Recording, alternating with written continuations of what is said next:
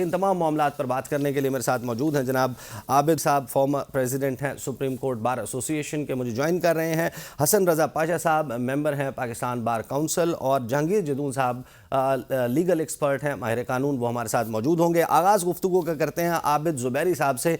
आबिद ज़ुबैरी साहब, पाकिस्तान की तारीख में शायद ऐसी कोई मिसाल मौजूद नहीं कि 6 हाजिर सर्विस जज जो हैं वो बैठकर इस किस्म की जो है वो इल्ज़ामात लगा रहे हैं, ये गुफ्तगू कर रहे हैं। What would be the impact, क्या होगा इसका असर? बिस्मिल्लाहिर्रहमानिर्रहीम। मैं तो अल्लाह से दुआ कर रहा हूँ कि इसका बहुत पॉजिटिव इम्पैक्ट हो और हमारी अदलिया आज़ाद हो जाए, क्योंकि हम बहुत अरसे से कहते चले आ रहे हैं कि हमने जितनी जद्दोजहदी कुर्बानियाँ की, हमारी अदलिया आज़ाद नहीं हो सकी। इसलिए नहीं हो सकी, कुछ तो लोगों की खुद की कमज़ोरियाँ होती हैं, लेकिन ज़्यादातर जो मदाखलत ये मदाखलत हमेशा होती रही है। मौलवी तमीज़ुद्दीन खान के केस से मदाखलत उससे भी पहले शुरू हुई होगी, लेकिन हम देखते हैं डोसो का केस और मुख्तलिफ केसेस आप देखिए।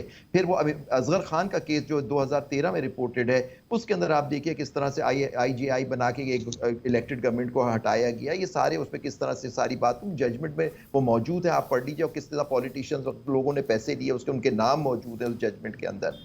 तो ये देखिए हमारी ये मदाखलत हमेशा रही है, लेकिन ये खुल के मदाखलत होती थी, लेकिन इस लेवल की मदाखलत हमने कभी नहीं सुनी सर। कि हम सिर्फ शक करते थे, हमें सुनने में आती थी बातें, लेकिन हमारे पास कोई सबूत नहीं होता कि जजों पे दबाव डाला जा रहा है। अब हमें ये बातें नहीं मालूम कि जजों पे दबाव इस तरह से सेक्टर कमांडर्स, इंस्पेक्टर्स या लोगों से उनके रिश्तेदारों को उठाना, इलेक्ट्रिक शॉक्स देना, उनके बेडरूम के अंदर से कैमरे निकलना, ये सारी चीजें हमें नहीं मालूम। टेपिंग तो हमें मालूम है होती थी, क्योंकि वो जजमेंट है सुप्रीम कोर्ट की, जिसमें शहीद बेनजीर भुट्टो की गवर्नमेंट के डिसमिसल का एक ग्राउंड यही था कि जी आपकी हुकूमत ने जजों के जो टेलीफोन्स थे वो टेप होते थे। तो ये जजमेंट तो मौजूद है 1990s में, लेकिन ये चीजें इस लेवल की कि ये इस तरह हो रहा है, इस्लामाबाद है, ये पूरे मुल्क में हो रहा होगा। और ये तो हाई कोर्ट का ये हाल, तो आप सोचिए डिस्ट्रिक्ट जुडिशरी का क्या हाल होगा। ये बातें इन 6 जजों ने पिछले चीफ जस्टिस साहब और जस्टिस फायज ईसा साहब, जो उस वक्त हमारे ऑनरेबल चीफ जस्टिस हैं, उस वक्त सीनियर जज थे, उनके सामने मई में रखी थी। खत कहता है, और उन्होंने इस्लामाबाद हाई कोर्ट के चीफ जस्टिस को 2 खत लिखे, मई में और 24 में, फुल कोर्ट का कॉल करें, उन्होंने नहीं किया। और आप देखें, अगर ये उस वक्त एक्शन ले लिया जा सकता है, तो हो सकता है यहां तक बात नहीं पहुंचती। देखिए पॉलिटिकल केस एक ही है जिसको सब टारगेट कर रहे थे, वो है इमरान खान या उनसे कनेक्टेड केसेस सारे। वो ये पॉलिटिकल केसेस की बात हो रही है, हर केस में तो इंटरफेरेंस नहीं होती, ओनली पॉलिटिकल केसेस में या इलेक्शन के केसेस जो हमने देखा किस तरह से हुए। तो ये सारी चीजें थी जिसमें, या इलेक्शन कमीशन का जो हाल है, हमने अपनी आंखों से देखा कि वो इंडिपेंडेंट नहीं है, वहां डिक्टेशन पे सारे फैसले हो रहे हैं। तो ये सारी चीजें अगर उसका सद्देबाप कर दिया जाता, क्योंकि अब ये इससे ज्यादा कौन बेहतर समझ सकता है इस इंटरफेरेंस से, कि इससे जस्टिस फायज ईसा से खुद धरना केस उन्होंने दिया, फिर उनके खिलाफ एक रेफरेंस बनाया इन इंटेलिजेंस एजेंसीज ने, जिसका आपने देखा कि उनको बाइज्जत तौर पे वो उसमें से सुरखरू हुए।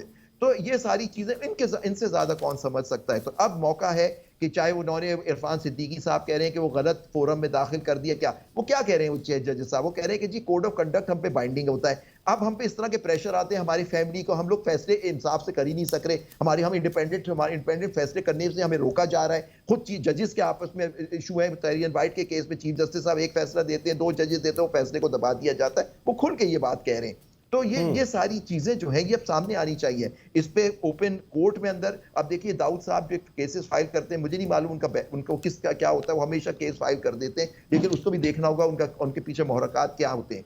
तो जो इशू आता है कि आप ये, अब फुल कोर्ट में हमने सुना है कि फुल कोर्ट की मीटिंग हुई है, ये ऐसा मामला है कि जिसपे आप हमारे इंसाफ का, इंडिपेंडेंस जुडिशरी पे एक कारी बार अगर ये इंटेलिजेंस एजेंसी या कोई और भी इस पे हमला कर रहा है, इसका सद्देबाप होना चाहिए, वरना हमारे यहाँ इंसाफ मिलेगा ही नहीं। अब आप कोई फैसला इंसाफ से नहीं होगा। तो जितने फैसले अभी हुए पॉलिटिकली मोटिवेटेड, उस पर सब पे क्वेश्चन मार्क बन गया है। और जो बात ये लोग कर रहे हैं, ये जजेस बड़े आला जजेस हैं, और ये बात अगर ये कर रहे हैं तो इसमें सदाकत है कि इनके साथ ये हुआ। अगर इनके साथ ही हो तो औरों के साथ हो, डिस्ट्रिक्ट जुडिशरी के जजों के साथ जो हो रहा होगा, मैं तो सोच भी नहीं सकता। सही। आबिद ज़ुबैरी साहब, मैं आपके पास वापस आता हूँ। हाफिज एहसान खोखर कानून है, उन्होंने भी हमें ज्वाइन कर लिया है। खोखर साहब, 6 जजेस, पाकिस्तान की तारीख में ऐसा कभी नहीं हुआ। इस्लामाबाद हाई कोर्ट के 6 जज जो हैं वो लिख रहे हैं सुप्रीम जुडिशल काउंसिल को। आप इससे पहले के मैं इसके दीगर पहलुओं के ऊपर आऊं, पहले तो मुझे आप बताइए इसका इम्पैक्ट क्या होगा। गुज़श्ता 2 साल से पाकिस्तान एक सियासी लड़ाई में जो है वो मुब्तला है। पाकिस्तान में एक भरपूर किस्म की सियासी जंग जो है वो चल रही है, और उस दौरान 6 जजेस ये लिख कर कह देते हैं अपने दस्तखत के साथ कि जो सियासी नौयत के मुकदमात हैं उनके नताइज, उनके डिसीजंस, उनको इंजीनियर करने के लिए दबाव डाला जा रहा है। इम्पैक्ट क्या होगा? बिस्मिल्लाहिर्रहमानिर्रहीम। ईसा, आपका बहुत शुक्रिया कि आपने मौका दिया, और बिल्कुल आपकी बात ठीक है कि पाकिस्तान की जुडिशल कॉन्स्टिट्यूशनल हिस्ट्री के अंदर अनप्रेसिडेंटेड है कि एक ही हाई कोर्ट के 6 जजेस एक लेटर को साइन करते हैं और उसके अंदर बड़े सीरियस किस्म के एलिगेशंस जो हैं वो लगाए जाते हैं, और उनका बुनियादी इसके अंदर कंसर्न ये है कि हमें जो कॉन्स्टिट्यूशनल रिस्पॉन्सिबिलिटी जो डिस्चार्ज करनी चाहिए उसके मुताबिक हमें परफॉर्म नहीं करने दिया जा रहा, और उसके अंदर एक केस का वो हवाला भी देते हैं। लेकिन इस केस के 3-4 एस्पेक्ट्स अगर आप देखेंगे तो फिर आपको बात समझ में आएगी कि ये मामला इस नहज तक पहुंचता क्यों है, और उसकी बुनियादी वजह ये है जो मैं समझता हूँ इस सारे प्रोसेस के अंदर जो है वो ये है कि हमारे जजेस का आपस के अंदर डिवीजन होना भी बहुत बड़ा फैक्टर है, और आपस में कम्युनिकेशन का न होना जो है, ये सारी चीजें ऐसी हैं कि जो फिर लेटर्स की सूरत के अंदर निकलती हैं। नहीं तो अगर ये कंसर्न थे तो हाई कोर्ट के चीफ जस्टिस को कहना चाहिए था या उन्हें फुल कोर्ट मीटिंग बुलानी चाहिए थी और इंटरनली इन चीजों को एड्रेस करना चाहिए था, क्योंकि अगर इंसाफ के निजाम के ऊपर इस तरह के क्वेश्चन मार्क खड़े हो जाएं तो फिर आपका तो पूरा मुआशरा जो है वो दूसरी तरफ चल पड़ेगा। लेकिन क्योंकि उसके अंदर ये है कि हमारे इन जजेस के अंदर प्रॉब्लम है, और ये हर हाई कोर्ट के अंदर ये प्रॉब्लम आई है, और जजेस जो है वो आपस के अंदर डिवाइड हैं। आपने उसका देख लिया कि आप ये कह रहे हैं हाफिज साहब, आप ये कह रहे हैं कि ये मामला इस नहज पर इस वजह से पहुंचा क्योंकि ये जजेस जो हैं इन्होंने तो रेफरेंस दिया है कि उन्होंने बार बार इल्तिजा की chief justice Islamabad high court justice Aamir Farooq साहब से, फुल कोर्ट बुलाने की भी बात हुई, और एक मुलाकात जिसका हवाला 3 मई 2023 की मुलाकात का हवाला दिया, और ये कहा कि उन्हें ये बता दिया गया था कि उनको अश्योरेंस मिली है DGC से कि वो अब इंटरफेरेंस नहीं होगी उनके मामलात में, लेकिन इंटरफेरेंस जारी रही। तो आपको लगता है कि क्योंकि इस्लामाबाद हाई कोर्ट के चीफ जस्टिस जो हैं वो इस हवाले से एक्शन ना ले पाए, लिहाजा ये मामला इस नहज पर पहुंचा? देखें चीज ये है कि आप इसको सिर्फ एक वन साइडेड के तौर पे ना देखें। इशू ये है कि पाकिस्तान के अगर किसी भी हाई कोर्ट के अंदर ये इश्यूज आते हैं तो उनको रिस्पॉन्सिबिलिटी उन हाई कोर्ट के जजेस अपनी है। नंबर 1, उनकी एक मैनेजमेंट कमेटी होती है जिसे एडमिनिस्ट्रेशन कमेटी कहते हैं, जो हाई कोर्ट के सीनियर मोस्ट जजेस उसके अंदर आते हैं, हेडेड बाय चीफ जस्टिस। फिर उनका एक फुल कोर्ट मीटिंग आती, और ये मैं आपको देखूं कि मैं इसलिए आपको उस कॉन्टेक्स्ट में मैंने बात की है कि आपने देखा नहीं है कि हमारी सुप्रीम कोर्ट जो इंटरफेरेंस करते हैं उनकी कोई रिस्पॉन्सिबिलिटी नहीं है। नहीं देखें ना, मैं आपसे देखें कि जब आपका अपना लेवल जो है वो इकट्ठा नहीं है, और दूसरा ये है कि आपका अपना इत्तेहाद या यूनिटी इस चीज के अंदर नहीं। आप जस्टिस शौकत सिद्दीकी से स्टार्ट कर लें। जस्टिस शौकत सिद्दीकी का जो उस दौर के चीफ जस्टिस थे उनके साथ उनकी कम्युनिकेशन ठीक नहीं थी। हाफिज साहब इस एंगल के ऊपर आइए, ये आप ये बताइए, क्या जजेस की गलती है? तमाम गलती जजेस की है? डिवीजन तो मौजूद है। नहीं देखें, ये है कि जजेस ने परफॉर्म करना होता है as a institution, number 1। Number 2 है कि उसको लीड करना है उसके चीफ जस्टिस ने। नंबर 3 इस चीज के अंदर ये है कि हमारी जो प्रोसेस है जजेस के एलिवेशन का, उसको स्ट्रॉन्ग और तगड़ा करें ना। देखिए, हमारे कॉन्स्टिट्यूशन के अंदर लिखा हुआ है कि जब सुप्रीम कोर्ट या हाई कोर्ट का जज जो है वो ओथ लेगा तो उसके अंदर लिखा हुआ है कि I will discharge my duties without fear, favour and ill will. तो अगर आप फियर के अंदर आ गए हैं तो फिर आपको ड्यूटी नहीं करनी चाहिए ना, आप किसी और को मौका दे दें। लेकिन सर आइन में ये कहीं नहीं, और अगर आप इलविल के अंदर आते हैं तो आपको करना चाहिए। हाफिज साहब, आइन में ये तो कहीं नहीं लिखा हुआ कि किसी शख्स जो है उसके बहनोई को, उसके किसी रिश्तेदार को उठाकर इलेक्ट्रिक शॉक्स लगाए जाएंगे, टॉर्चर, ये इल्जाम बड़ा संगीन है। देखिए, मैं यही कह रहा हूं ना कि इल्जाम संगीन था और है, इसको प्रोब होना चाहिए, हाईएस्ट लेवल पे होना चाहिए। नंबर 2 ये है कि अभी आप ये देखें ना कि कल से ये बात सामने आई है, इसको फर्स्ट लेवल पे हाई कोर्ट में एड्रेस होना चाहिए था, नहीं हुआ उस चीज के अंदर। फिर दूसरा ये है कि जितने भी हमारे लॉ नोइंग है या लॉ एक्सपर्ट्स हैं वो ये कहते हैं कि ये फोरम गलत है, ये फोरम नहीं है सुप्रीम जुडिशियल काउंसिल इस तरह का एड्रेस करने का।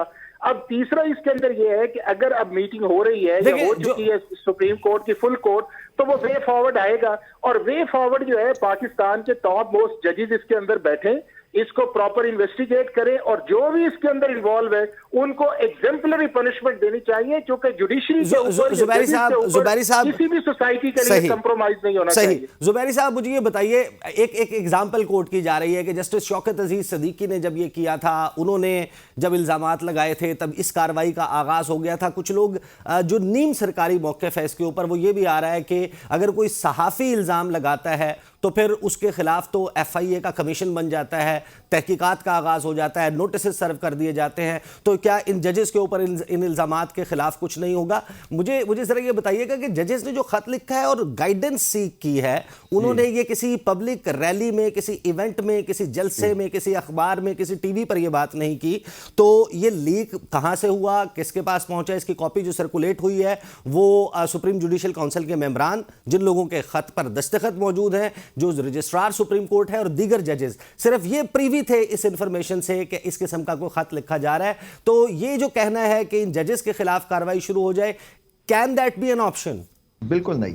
देखिए, ये जो बातें हो रही हैं, जो मैं सुन रहा हूँ, अनफॉर्चुनेटली वो यही हो रही है कि बजाय जो आदमी उन्होंने हिम्मत करके, मेरा सल्यूट है इन जजों को कि उन्होंने बताया कि इस तरह से इंटेलिजेंस एजेंसीज हमारे मुल्क के साथ खिलवाड़ कर रही हैं, कि हमारी जुडिशल सिस्टम के साथ कर रही हैं, क्योंकि उनका टारगेट है कि एक आदमी को बाहर रखना है या एक सिस्टम को। जो इलेक्शन में हुआ, हमने भी देखा, आपने भी देखा कि जो इलेक्ट हुए वो आज ऐवान का हिस्सा नहीं है। तो देखिए, ये सारी चीज़ें आपके सामने, इन जजों को आप सल्यूट करें। इनके खिलाफ कोई एक्शन होगा तो हम इनके साथ खड़ा होगा, पूरी वकला बड़ी मुल्क उनके साथ खड़ा होगा, क्योंकि ये उनको बता दिया गया। उनके शौकत सिद्दीकी साहब के साथ जो हुआ वो सुप्रीम जुडिशियल काउंसिल में हुआ, उनके खिलाफ था। तो वो जो उन्होंने गलत फैसला किया सुप्रीम कोर्ट जुडिशियल काउंसिल ने, वो सेट असाइड कर दिया अभी रिसेंटली, तो उनको वहां से इंसाफ मिल गया। लेकिन वो गलत, देर आए दुरुस्त आए, लेकिन उनके साथ गलत हो। उस वक्त उनके साथ उनका केस नहीं टेकअप होना चाहिए था, क्योंकि उन्होंने एक इल्जामात लगाए थे कि किस तरह से इंटरफेरेंस हो रही थी। लेकिन अब ये हाल इस नहज पे पहुंच गया कि इन जजों का, आप देखिए ये अभी खत के बैकग्राउंड क्या है कि पिछले चीफ जस्टिस साहब का और सीनियर प्यूनी जज, अब चीफ जस्टिस, उनसे मिले ये जाके,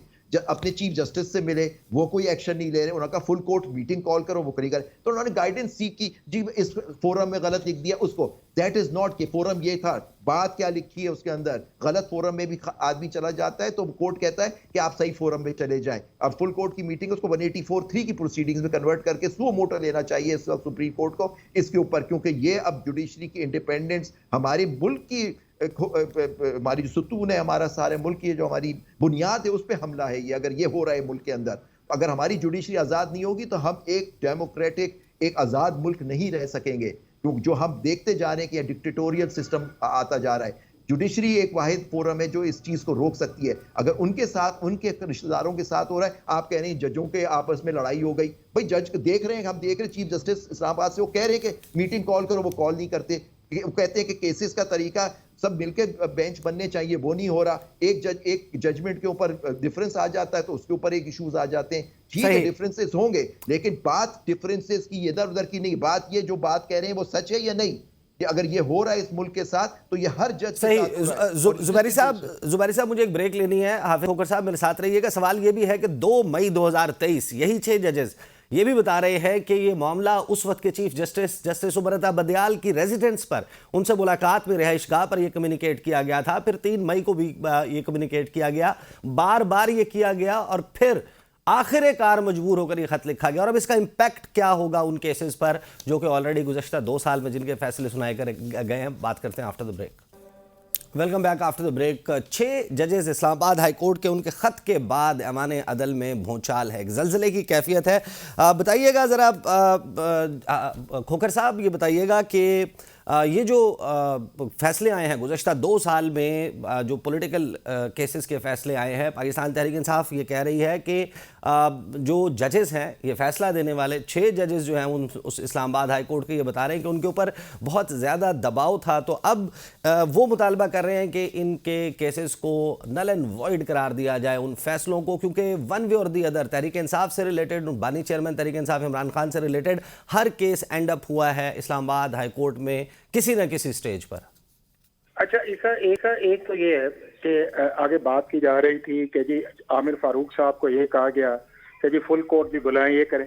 क्या जब जस्टिस बंदयाल साहब का दौर था, काजी फाइज ईसा साहब ने कितनी दफा कहा था कि फुल कोर्ट मीटिंग बुलाएं और बेंच का एक तरीकेकार होना चाहिए, और वो आपके सामने ये निकला कि अल्टीमेटली फिर हुआ ये कि हमारे जजेस की एक डिवीजन आई, और इसका इजहार जो था वो सुप्रीम कोर्ट के चीफ जस्टिस ने भी किया कि हमारी सुप्रीम कोर्ट के अंदर डिवीजन आई है। तो डिवीजन बहुत बड़ा मैटर करती है। अब दूसरा ये है कि ये ख्याल हमारे जजेस को करना चाहिए, और इस सारे प्रोसेस का मैं समझता हूँ बुनियादी वजह यह है कि हमें अपने एलिवेशन के प्रोसेस को बेहतर करना चाहिए, चाहे सुप्रीम कोर्ट ऑफ पाकिस्तान है, चाहे हमारी हाई कोर्ट्स हैं, उसके अंदर मेरिट बेस पे लोग लेके आने चाहिए जिसके अंदर जो है वो ये सारी क्वालिटीज मौजूद हो जिसका जुबैरी साहब जिक्र कर रहे हैं। दूसरा उस चीज के अंदर जो इंपॉर्टेंट है जो आपने किया, अब वन बाय वन देख लें जिन केसेस का आपने इशारा किया है। कोई एक ऐसा केस बताएं कि जिस केस के अंदर इस्लामाबाद हाई कोर्ट ने पीटीआई को रिलीफ ना दिया हो। कोई एक केस एग्जांपल्स दे लें अभी रिसेंट पास्ट के अंदर। साइफर के जितने केसेस आए सारे के सारे जो थे, चाहे गुल औरंगजेब साहब का बेंच है या कोई और बेंच के अंदर था, वो सारे के सारे आपके सामने रिमांड होके गए। जो आपके सामने इलेक्शन कमीशन ऑफ पाकिस्तान का मामला है, ये उस वक्त मामला था और वो आज भी मामला पेंडिंग पड़ा हुआ है जब अतर मिनल्ला साहब chief justice Islamabad high court थे।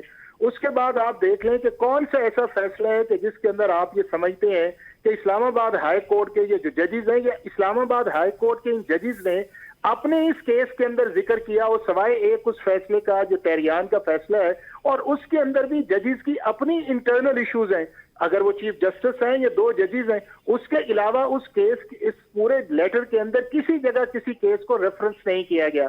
तो लिहाजा ये है कि मैं ये समझता हूं कि अगर लेटर लिखा गया है इसको सीरियसली लेना चाहिए, इसको अब पॉलिटिसाइज नहीं करना चाहिए, इसको मंतकी अंजाम तक पहुंचाना चाहिए और हमें ट्रस्ट करना चाहिए अपने जुडिशियल इंस्टीट्यूशन पे।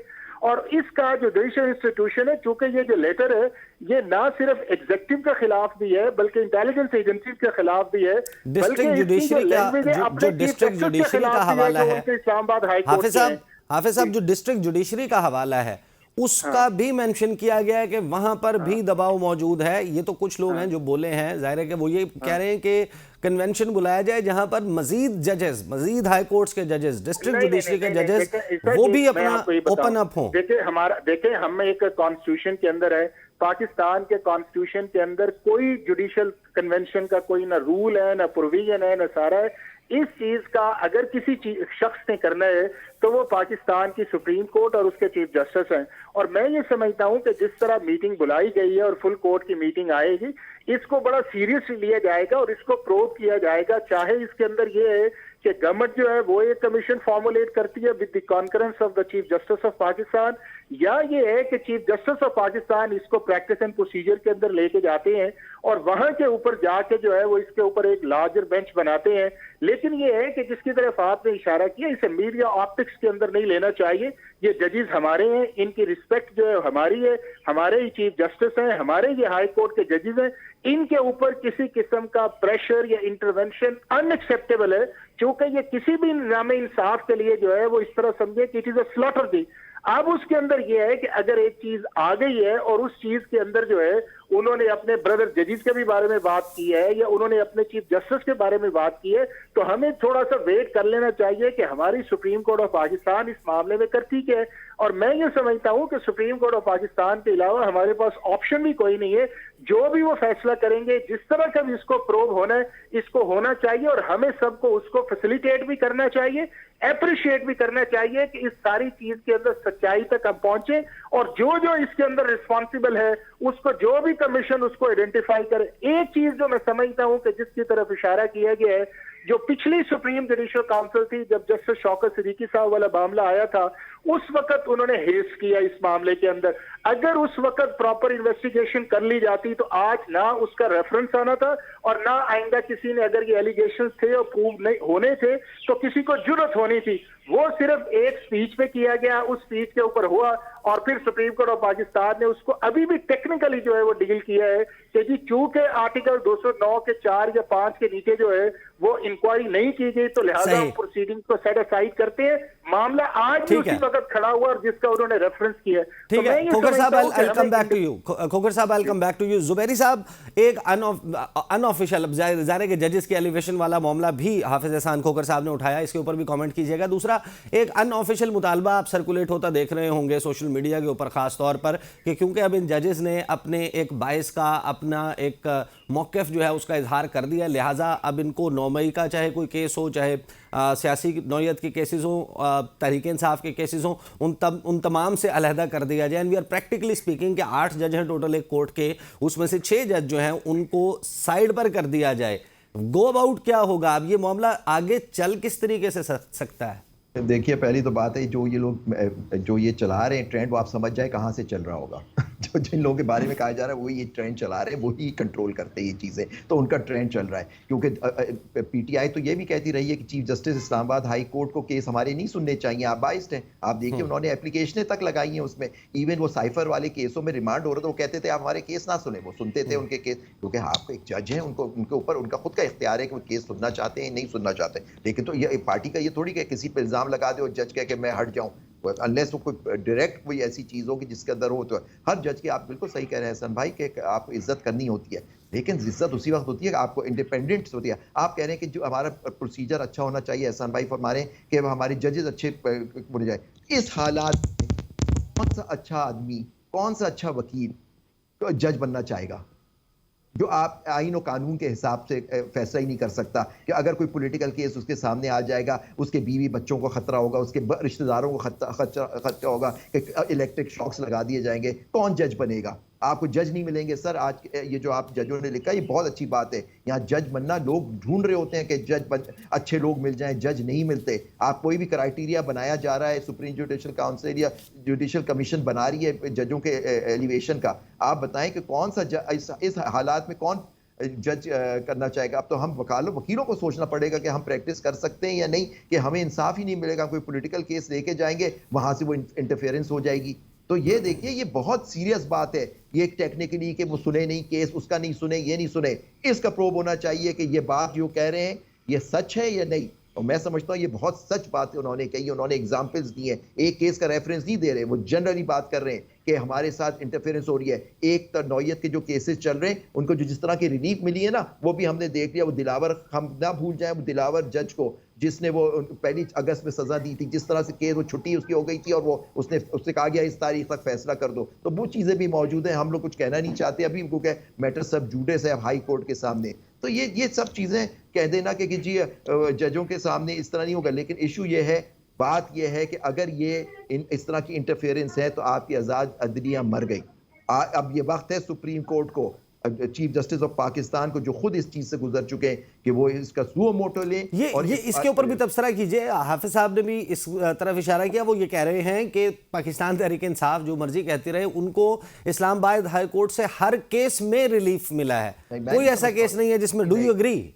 नहीं, आई डोंट। वो रिमांड, जिस तरह से उन्होंने कहा कि आप ना सिर्फ रिमांड उसी जज के सामने, उस जज के खिलाफ एप्लीकेशन लगाई कि 22 थे, वो दिलावर जज जो था, वो नहीं हटाया गया केस उनका, वो रिजेक्ट हुई उनकी एप्लीकेशन। आप एग्जाम्पल दें, आप उनसे पूछें, उनसे जाके आपके हर केस में और केसेस उनके, आप बताइए, वो अगस्त से वो अपीलें पेंडिंग है और आज तक वो चल नहीं रही हैं। वो चलें अपीलें, वो चल के फैसला, मुझे नहीं पता शायद चल रही हो या नहीं चल रही, अभी तक फैसला नहीं आया। वो हमारे साबिक वज़ीर इमरान खान जेल के पीछे हैं। तो मतलब ये देखें ना, मतलब आप उसके बरक्स आप दूसरे एक पॉलिटिकल लीडर का केस दें, वो आते हैं, फौरन अपीलें लगती हैं, वो अलाउ होती हैं और सब चीज़ें हो जाती हैं। तो देखें ना, मतलब कि अगर आपको इंसाफ देना सबका, अब ये 3 अपीलें उनकी पेंडिंग है, क्यों उस पर फैसले नहीं हो रहे?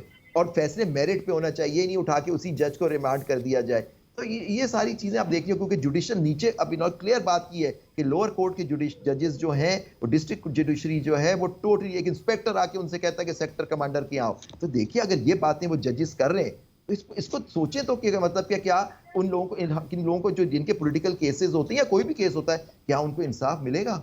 इन लोगों के साथ अगर उनके साथ ये होगा, वो भी इंसान है, अगर उनके बीवी बच्चों को डराया जाएगा या उसको कहा जाएगा कि आज तुम लाहौर में पोस्टेड हो, कल तुम्हें पंजाब के सबसे नीचे कहीं डिस्ट्रिक्ट भावलपुर से बाहर कोई जगह उधर हम उठा के, आप देखिए जो जजेस इंसाफ से फैसला करते हैं उनके साथ क्या होता है। वो खुड्डा लाइन उनको किसी ऐसी पोस्टिंग भेज दिया जाता है कि आप सोच नहीं सकते, या कोई अच्छा पुलिस ऑफिसर कोई अच्छा काम करता है उसको भी उठा के ऐसी जगह फेंक दिया जाता है, या OSD बना दिया जाता है। तो ये सारी चीजें होती तो हैं।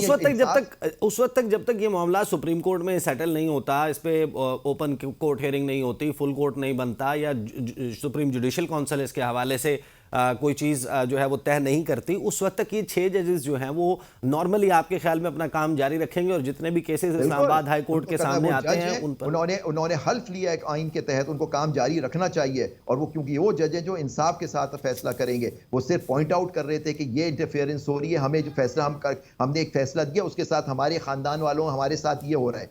ये बात बहुत जरूरी है। बिल्कुल देखें, आपकी अफवाज पाकिस्तान के भी लोग जो हैं वो भी ओथ लेते हैं, और वो जजमेंट असगर खान के केस आप उठा के देख लीजिए, उसके अंदर ये मेंशन्ड है कि जी आपको पॉलिटिकल इंटरफेरेंस नहीं करनी है, आपको पॉलिटिकल चीजों में इंटरफेयर नहीं करना। और यहाँ का जुडिशियल इंटरफेरेंस सर, ये तो कंटेम्प्ट से भी बड़ी चीज है, ये तो सबवर्जन ऑफ द कॉन्स्टिट्यूशन के आ जाता है। जी सही। खोकर साहब ये बताइएगा कि इस सारे मामले में हमने देखा कि जब माजी में भी किसी जज का इस किस्म की राय सामने आई है, उसने इल्ज़ामात लगाए हैं, चाहे अपने लेटर के ज़रिए चाहे किसी तकरीर के ज़रिए, कुछ रेफरेंसेस जो हैं वो इनिशिएट होते हुए नज़र आए हैं। आप डू यू सेंस के ये जो जजेस हैं जिन्होंने ये ख़त लिखा है, क्या कोई आप सेंस कर रहे हैं कि इनके खिलाफ कोई रेफरेंस आ सकता है, अब कोई शिकायत आ सकती है इन इल्ज़ामात की बुनियाद पर? क्योंकि उन्होंने कम से कम ओपन फोरम पर नहीं लिखा, ये तो लीक हुआ है ख़त। देखें, ऐसा ये है कि जो बुनियादी तरफ जिस तरफ जाने की ज़रूरत है कि ये जो हमारे पॉलिटिकल क्वेश्चंस हैं या हमारे जो पॉलिटिकल डिफरेंसेस हैं या हमारी अपनी कॉन्स्टिट्यूशनल वायलेशंस हैं जो पॉलिटिकल पार्टीज की हैं, जिसका पिछले 2-2.5 साल से एक क्लाइमेक्स आपने देखा है, उसने पाकिस्तान की जुडिशरी को बहुत बड़ा डैमेज किया है। उसके अंदर आप ये देख लें कि जो आज भी मौजूदा चीफ जस्टिस है, उनके मुतालिक एक पार्टी ये कहती है जो सुप्रीम कोर्ट के भी हैं और हाई कोर्ट के भी हैं कि वो हमारे केस ही ना सुनेगी। दूसरी पार्टी कहती है कि नहीं, हमारा ये बेंच होना चाहिए, ये सिलेक्टिव बेंच है। फिर अगला आके कहता है कि नहीं, ये बेंच नहीं, ये बेंच होना चाहिए। तो ये जो हमारे पॉलिटिकल क्वेश्चंस हैं, इनको बार बार जब हम सुप्रीम कोर्ट के अंदर लेके आए हैं तो हमारी डिवीजन जो है वहां से स्टार्ट हुई है।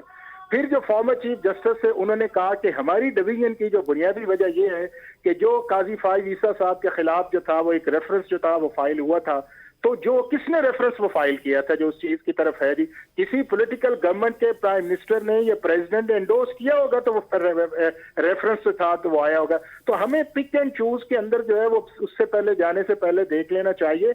हमें सिस्टम पे बात करनी चाहिए, और सिस्टम ये है कि पाकिस्तान का निज़ाम का इंसाफ जो है, जो निज़ाम इंसाफ है, उसको बेहतरी की गुंजाइश है, उसके सिस्टम के अंदर, उसकी अदालत के अंदर, उनके जजेस के अंदर। और ये जो चीज अब आई है ये अनप्रेसिडेंटेड है, इसे फॉर ग्रांटेड नहीं लेना चाहिए। इस इशू को एड्रेस होना चाहिए और हाईएस्ट लेवल एड्रेस होना चाहिए, और इसके लिए हमें ट्रस्ट जो है वो फिर सुप्रीम कोर्ट पे करना पड़ेगा। अगर सुप्रीम कोर्ट का चीफ जस्टिस इसके ऊपर एक बेंच बनाता है या लार्जर बेंच बनाता है, या कोई भी सुप्रीम कोर्ट के जिस वक्त जो 15 जजेस अपनी ओपिनियन बनाते हैं, तो बजाय हम मीडिया ट्रोलिंग करने की बजाय हम उसको ओन तो करें ना। हम सिस्टम को भी ओन नहीं करते, हम जजेस को भी ओन नहीं करते, हम प्रोसेस को भी ओन नहीं करते, और अल्टीमेटली फिर हमारा टारगेट यही अदालतें हैं, यही इंटेलिजेंस एजेंसीज है, यही मीडिया है।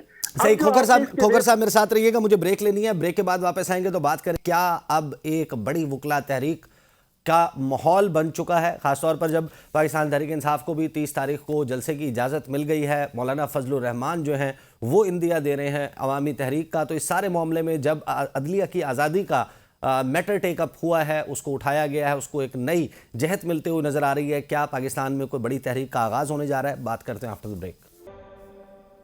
Welcome back after the break. Islamabad high court के 6 जजेस के ख़त के बाद अब सवाल उठ खड़ा है कि क्या पाकिस्तान में अदलिया आज़ाद है, और अदलिया की आज़ादी के हवाले से ये एक ऐसा सब्जेक्ट है जिसमें हमने देखा कि जब जब बात हुई लीगल फ्रेटर्निटी जो है वो मुत्तहिद नज़र आई। क्या आज भी वो इतना मुत्तहिद है और माहौल बन गया है कि अदलिया के हवाले से कोई तहरीक का आगाज़ हो सकता है?